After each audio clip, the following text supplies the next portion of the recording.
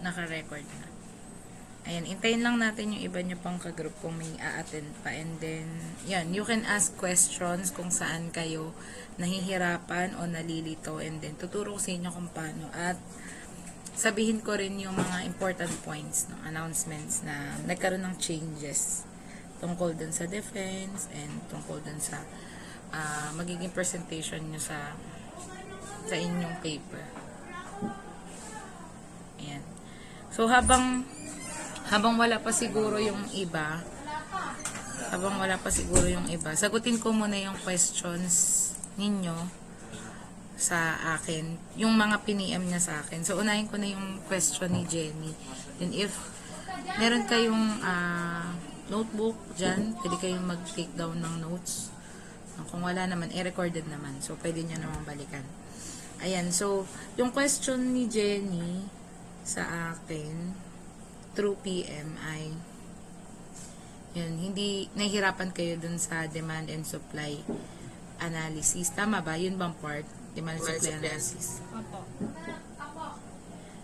Ayan, sabi mo, paano po i-compute dito kasi, okay, hindi ko nababanggit yan.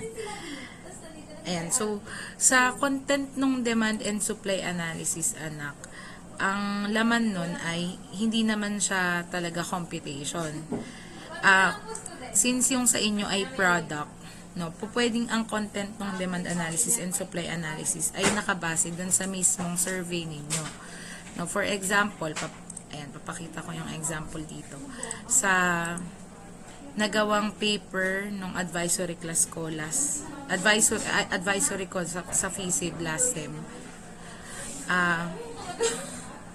Ayan, so nakalagay dito sa demand analysis nila na gaano ba kataas yung porsyento na gugustuhin ng tao yung kanilang produkto. So, ang content ng kanilang demand analysis ay nagmula dun sa survey results. No? Pwede niyang basahin. Sabi dyan, the researchers wants to know and present the increase in demand for our product based on the number of people on Bulacan State University. Na dahil taga-BS yung kanilang mga participants. Yan, based on the survey, the researcher did, and 23% of people will always like to eat to go meals. Ganyan.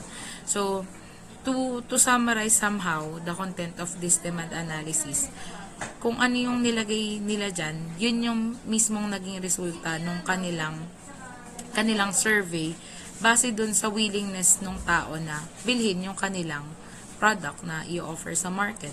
Na dahil, diba unang sabi ko sa inyo, importanteng magpa-survey para malaman nyo kung saan yung gusto nilang location, importanteng magpa-survey para malaman nyo kung magkano yung presyo talaga na kaya nilang bilhin yung product na i-offer nyo.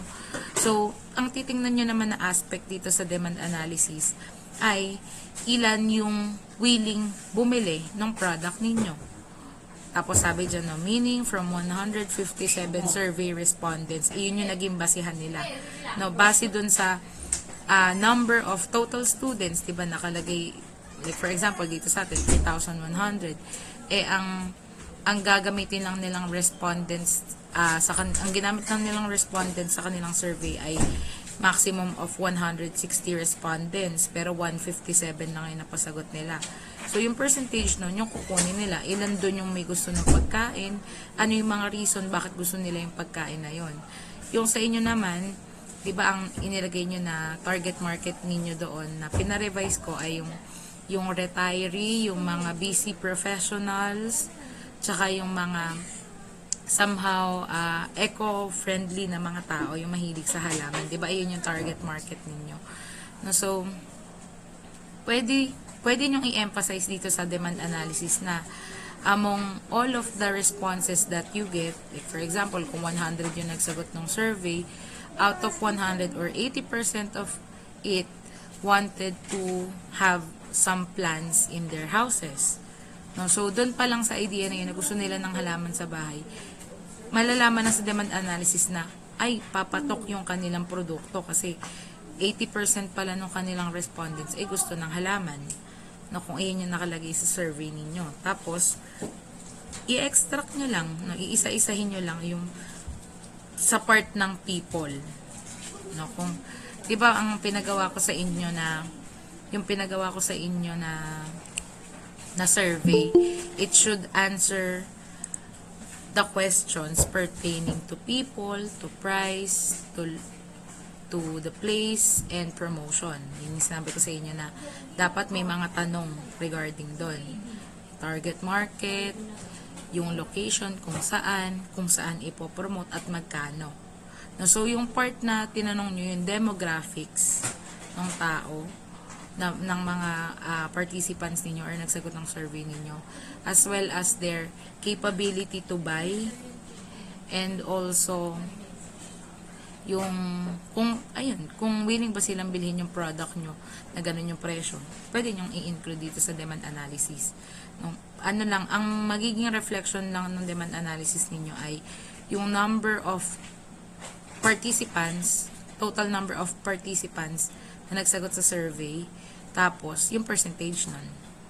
Yan o, sabi dyan, while 50% of consumers occasionally enjoy eating to-go meals, which would be 78 out of 157 survey respondents.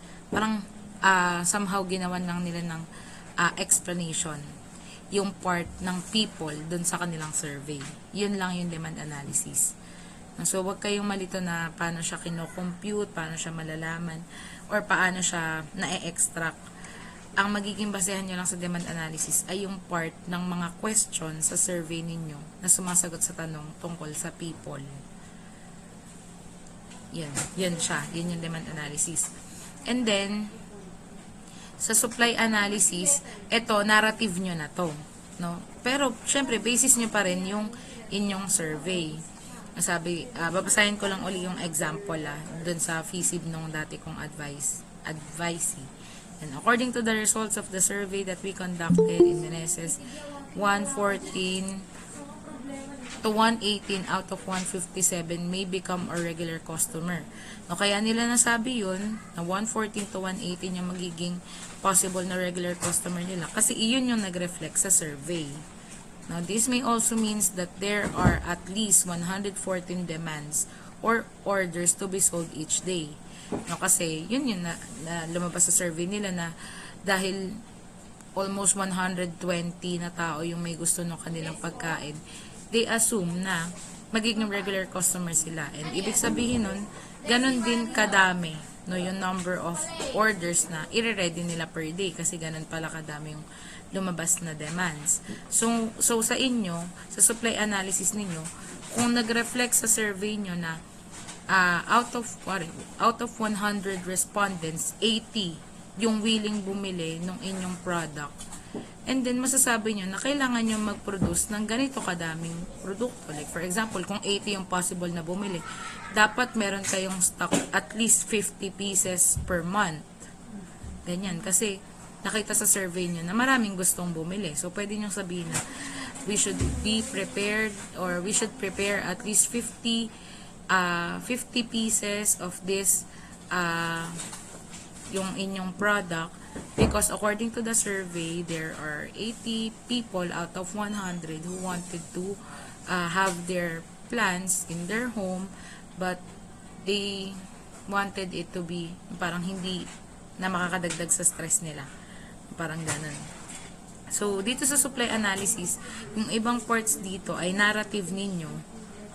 Kung narrative, ibig sabihin kung ano sa pakiwari nyo yung gusto nyo mangyari. Pero meron pa rin siyang injected na parts na nanggaling dun sa survey. Yan. Tapos, yan, sinabi dito na this may also means that there were at least 114 demands or orders to be sold each day. In order to sustain the daily demands of our consumers, we will allot 30 pieces safety stock to avoid having shortage.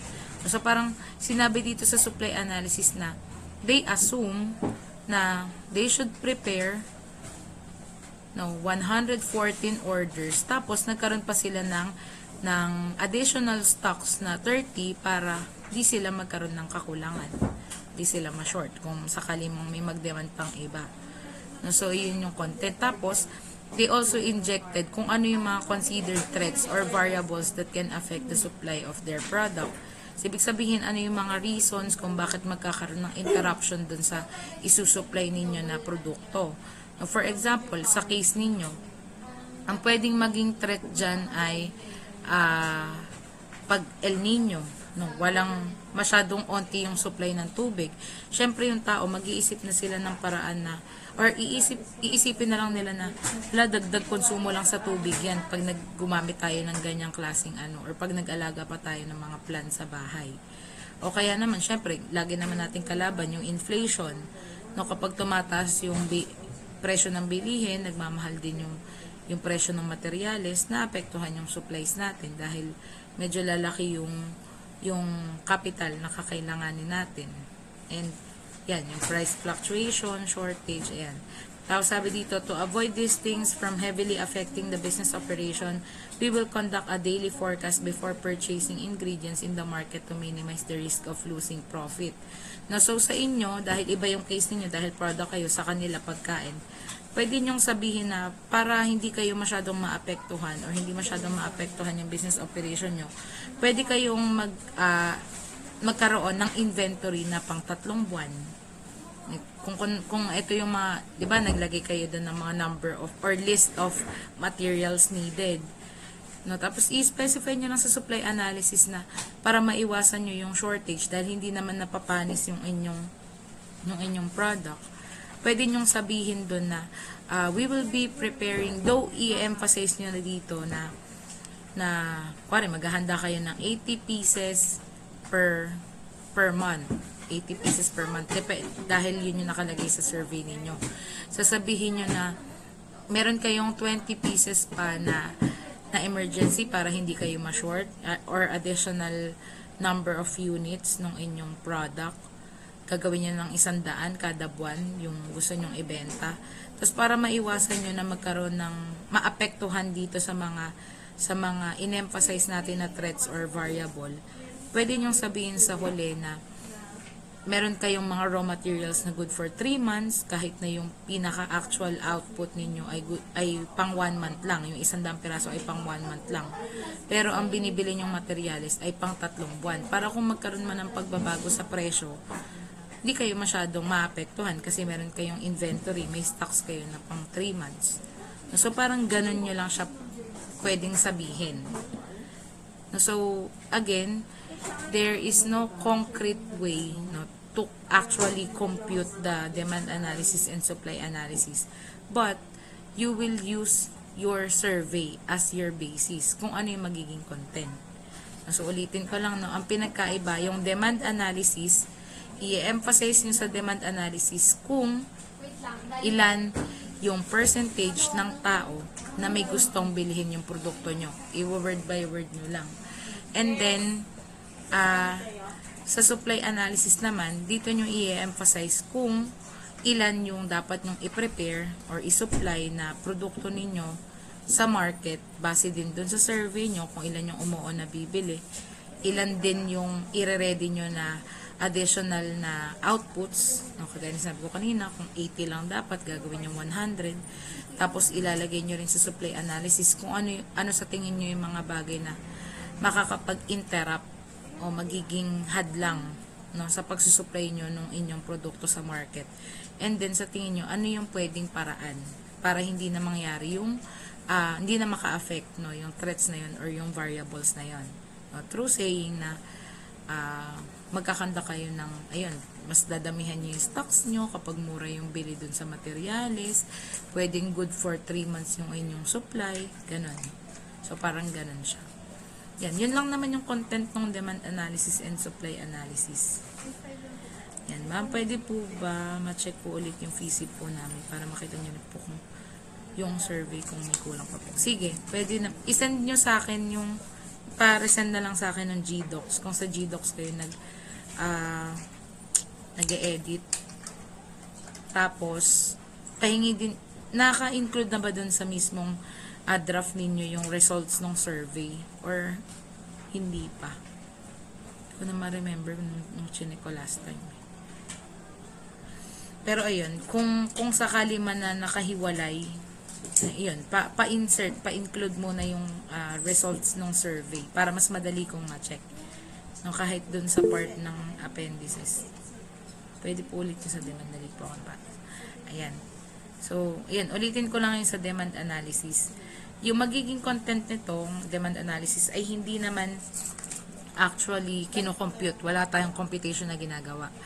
Ang ginagawa natin dito ay pinagbabasihan natin yung survey ninyo, yung responses sa survey.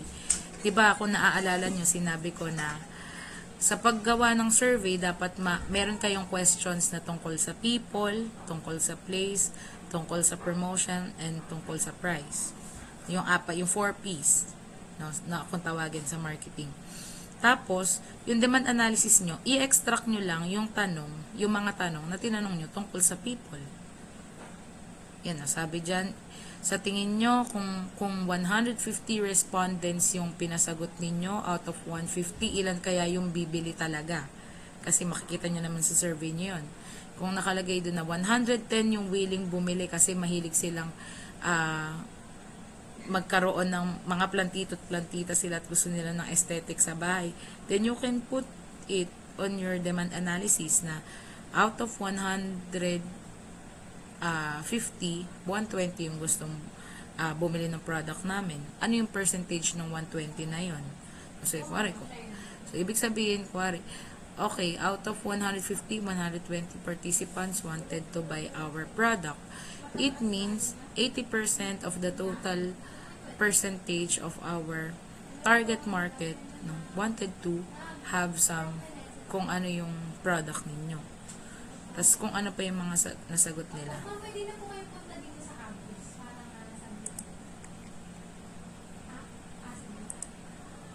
Ayan. Akala po namin naka-table na pero hindi po kasi sa iba na kasi naka-table ay computation so pwede pong ganyan. Pwedeng ganito. Kasi kaya may computation anak yung sa demand analysis nung iba. Dahil inaral nila yung mga kakumpit nila sa market. No, inalam nila yung percentage, no, yung parang ano yung laban nila dun sa mga existing na same product sa market. Now, for example, demand analysis ng Jollibee. Para malaman nila yung total number ng demand analysis sa Jollibee, kailangan nilang pagbangga-banggain. No, yung target market ng McDo, target market ng KFC, target market ng iba pang fast food chain. Na ina-assume nila na ganun kalaki yung porsyento na meron sila base dun sa survey na pinapagawa nila sa tao. Tapos, yun, inaalam lang nila yung sa iba. Kaya siya may computation. Hindi na... Ayan, sige Jenny. Po ba namin malaman yung percentage ng competitor na Sa market. Well, to be honest, yes. Dapat aware kayo dun sa kung meron kayong actual na kasame yung somehow ka-product line. Kasi para sa akin wala naman kayong ka-product lines. Sa Bulacan-Bulacan kayo, 'di ba? Yung target place niyo. Tama ako. Yes po. Ayan. Sige, go Jenny. So, kapag po wala kaming ka-product line, mga competitors po.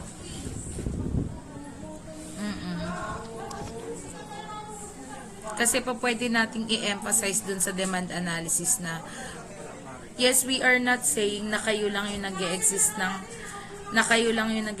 na ganun yung product sa market kasi available naman siya online. Pero to tell na meron kayong ka-actual compete sa Bulacan-Bulacan nun, parang wala. Kasi traditional farming or traditional planting yung alam dito sa atin. Pero sige, I will send you to your group pala kung ano yung easiest way to compute the demand analysis. Pero ito kasing sa atin sa FISIB natin sa demand analysis, ako ganito ako mag-advise, no. Etong FISIB ng mga students ko na to ay naging top tier din naman nung nakaraan. Na-fulfill naman nila ng mahusay. And to be honest, no, para lang bigyan kayo ng enlightenment somehow and kagaanan, we are not focusing as panelists, no, we are not focusing on this part, no, in the supply analysis and demand analysis. Hahapyawan nyo lang siya ng pagpapaliwanag, pero hindi naman siya i-emphasize na paano nyo nakuha, ganyan. Kasi ang pinaka main reason natin why we exist ay we wanted to sell, no, pero marami kasing ways, no, to compute this actually. Maraming paraan. Itinuturo ko sa inyo yung easiest. Wait lang. Di po ba inaas po kami sa defense pag wala pong table? Depende, anak, sa panelist. Pero, yung nagdaan ko na tawag dito, defense, ay hindi naman masyadong natanong. Pag po ordinary pot lang, like traditional pot, di po ba namin? Yes, competitor nyo pa rin, but what I'm trying to say is hindi sila yung straight ka-compete nyo kasi hindi nyo naman sila kapareho talaga dahil innovative yung product ninyo. Competitor nyo pa rin pero hindi nyo same product line. Kagaya ng Jollibee at McDo. Offerings nila may pinagkaiba pero straight competitors sila. Kasi pareho silang fast food chain. Eh yung sa inyo, mache-check nyo lang naman yung kakompete nyo through online kasi wala namang actual na farming stores sa Bulacan na nagbebenta ng ganyang klase na paso. Yung self-watering pot, wala naman. Online lang siya, galing pa nga ibang bansa yung iba. Na so, yun, para ito kasing demand analysis na ginawa namin nung nakaraan. We still compute, no? Nag-compute pa rin kami. Pero ang naging basis lang ng computation namin, kung ano yung nag-reflect sa survey. Kaya may nasabi kaming yan, sample size, may nasabi kaming percentage. Kasi, yung actual survey namin, ang pinagbasihan namin. Yun naman din kasi talaga yung dapat maging basis, yung survey. Kasi, kung i-compute natin talaga yung demand analysis, yung totoong ginagawa sa FISIB, yung malakihang FISIB, eh, baka kainin ng oras. Kasi, ang gagawin nyo, aalamin nyo kung saan sa ang mga negosyo sa Bulacan, yung nagbebenta ng self-watering pot. Parang ganun. Siya para makompute nyo yung actual demand analysis. Kailangan alamin nyo yung demand analysis ng iba para malaman nyo yung porsyento nung sa inyo. Pero yung easiest way sa academic paper, ang pagbabasihan natin ay yung survey. So, yes, dito sa part na tong demand analysis, narrative siya. May percentage, may number, kasi may sample size. Pero pwede nyo pa rin yung i-table. Pwede nyo siyang i-table. Parang mahirap. Mahirap. Pwede ko naman ipaliwanag dun sa mga panelists kung paano ko pinakuha sa inyo yung demand analysis. No, pwede naman. No? Kung worried kayo about it, I can tell it to them na ganito po yung pinagawa ko sa demand analysis nila. Yun. Para siguro mabigyan kayo ng kaluwagan sa dibdib. Pero ayun, ganun, nag-i-inform naman ako dun sa mga magiging panelists. Ayan, so, yung para dun sa mga bagong dating, isi-send ko na lang yung recording nitong ng meeting natin. Ayan, pero, again, sa demand analysis and supply analysis, may yung mga numbers dito ay actual dapat na lumabas sa survey ninyo. Pero yung ibang words, pwedeng kayo na lang yung mag-narrate. Most especially sa supply analysis, kayo kasi as owner ng paper, yung makakaalam kung ano yung mga magiging problema, bakit hindi nyo masusupply, or ano yung mga magiging problema, bakit hindi kayo makakakuha ng supply na kailangan nyo. Dalawang perspective kasi yan eh. Yung raw materials na kailangan nyo at kayo as magsusupply sa tao, dapat reflected sa supply analysis. So, pagbasihan nyo lang lagi yung survey ninyo. So, pagbasihan nyo lang lagi. Ayan, sige. Kung hindi ko man ma-check today, Bea, probably until Monday, bigyan nyo ako ng araw sa weekends to check it. Na medyo madami lang din ako ginagawa this past few days. Ayan, so, ayun lang naman. Talunan ko na siguro yun dun sa mismong presentation nyo. Ayan, nag-raise naman both groups na ayun nga, majority of the teachers of BSBA ay magkakandak ng kanilang exams sa first week ng December. To be exact, December 2 to December 6. Isa na ako doon. Actually, nagpa-exam na nga ako last week. Ay, this week pala. Yan, so, para hindi kayo masyadong mabigatan at mabigyan nyo ng time, no, para ma-ready nyo yung sarili nyo sa defense, iusad natin ang third week ng December. Yung second week, ayun ay week kung kailan bibigay yung teachers ng exam. Yung first week ng December pala yan. Yung second week ng December ay founding anniversary ng Meneses. Kaya, siguro kung hindi man kayo yung busy, kami yung busy. No, kaya hindi ko rin kayo maupuan siguro ng mga panahon na yan. So, iusad na lang natin ng 16 to 19. Either one of those days. Kapag December 16 yung magiging defense ninyo, kailangan Thursday pa lang ng December 12, hawak ko na yung buong manuscript. Hawak ko na yung buong papel. Excluding the approval sheet. Kasi ibang page yun. Yung ibang page din yung request letter sa advisor, iba din yun. Pero dapat yung chapters 1 to 6, including the appendices, yung mga additional documents sa dulo, ay mahawakan na namin or ma-check na namin. Kasi bago kayo mag-defense, ay kailangan ko pa yung ipa-plagiarize check sa library, yung content ng paper. So, ayun. One of those days, 16 to 18, 16 to 19. Yun kasi yung last week natin. 16 to 19. So, meron pa kayong mga ilang linggo para ma-polish yung papel. And kung may questions pa kayo na ganito, mas mainam siguro na pag-usapan natin lagi sa Google Meet or sa face-to-face. Kasi kapag chat, hindi ko masyado napapansin. Sa dami rin ng mga nag-chat sa akin na students, natatabunan din agad. So, pasensya na dun sa mga may PM na hindi ko agad nakikita. Ayan, pero, ayun. Yung actual defense niyo ay mag-fall on the third week of December. And then, yung content nun, nung mismong PowerPoint, isasend ko yung format sa GC nyo. GC ng group nyo, hindi yung GC natin. Kasi magkakaroon ng difference kasi yung magiging content nung PowerPoint presentation nyo sa defense tsaka yung sa kanila kasi yung sa kabilang grupo ay service, kayo ay product. So, isisend ko doon. Tapos, it's up to the group kung may gusto kayong additional na parts na i-include pero bibigyan ko lang kayo ng template ng ilalagay. Para kapag, for example, sinabi ko sa teachers na ito po yung format ng kanilang defense presentation. Pag nakita nilang walang defense, walang demand and supply analysis na part dun, di na yung tatanungin. So, parang ganun siya. Ibibigay ko sa inyo. Yes, F to F yun. Yung third week, yung defense ninyo. Hindi po pwedeng hindi. And, ayun, ang natap ko so far na panelist ay si Ma'am Mitch, si Ma'am Daisy Camo, and si Sir Vincent. Sa kanilang tatlo, wala doon yung advisor nyo. So, dapat mag-prepare kayo ng food or any token for them. Doon sa tatlo. And, ayun, kagaya na nabanggit ko nung umpisa pa lang, sana magkaroon kayo ng prototype na mapakita nyo yung itsura, yung final output ng inyong product. At saka kung meron kayong mga advertisement na nagawa, video presentation, ganun, include nyo rin sa defense.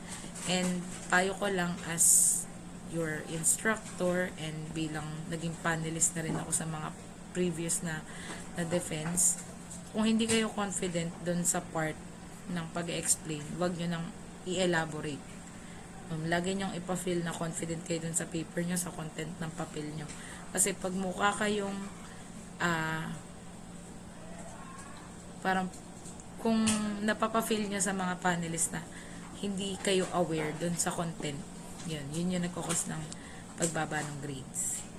Nasa pagdadala nyo yun kung paano nyo ipepresent. Dahil yung manuscript, yung buong papel ay babasahin naman namin bago kayo mag-defense. Ang kailangan lang namin ma-feel ay kung totoo at alam nyo kung ano yung content ng papel. And avoid using cellphones and index cards while presenting. Be confident enough doon sa content ng papel ninyo.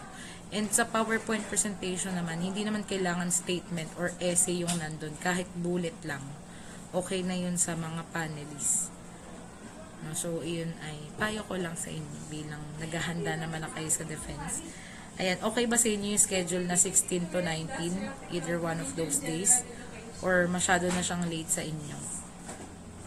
Kasi kung isasabay nga naman natin ang first week ng December, ay puno na kayo. Baka hindi nyo masyadong mabigyan ng oras.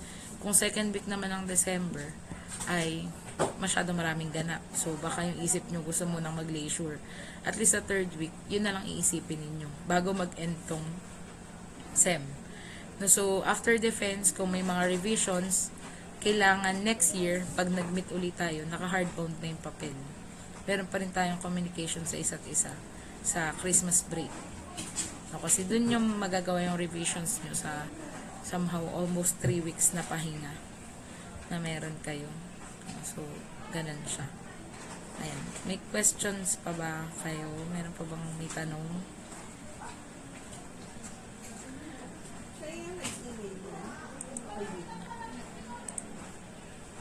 Ayan. Meron pa po bang questions? You can say no if wala na. So, we can end this Google Meet. Ayan. So, if wala na kayong questions, i-check ko yung sinend ni Bea doon sa ating GC para mapa-insert ko pa, mapa-include ko pa yung mga possible na pwedeng i-revise or pwedeng i-add doon sa mismong paper ninyo. And again, sa demand analysis and supply analysis, gawin yung basis yung survey ninyo. Huwag na kayong mag-compute ng actual. Hindi ko sinasabing mali yung tinuro ni Sir Pio kasi yun yung right way. Ang tinuturo ko naman sa inyo ay yung easier way. But it doesn't mean na mali yun. Easier lang yung tinuturo ko. Yung kay Sir Pio ay yung actual na dapat gawin. No, so, yun, kung wala na kayong tanong, thank you. Sana nagkaroon kayo ng clarification in mind, nagka-clarity na ang bawat isa. And, yun, just be participative with one another. Kung alam nyo na working ang isa, work kayo ng sabay-sabay na para mas matapos ninyo. Ayan, kung may miscommunication, ganyan, andito naman ako, you can always chat me kung merong problema or kung kailangan nyo ng tulong. Sumasagot naman ako, hindi man mabilis, pero nagre-reply pa rin ako. Ayan, so if wala na kayong questions, thank you. You may leave the Google Meet and good luck sa upcoming na mga ganap-ganap sa inyo. Ayan, thank you.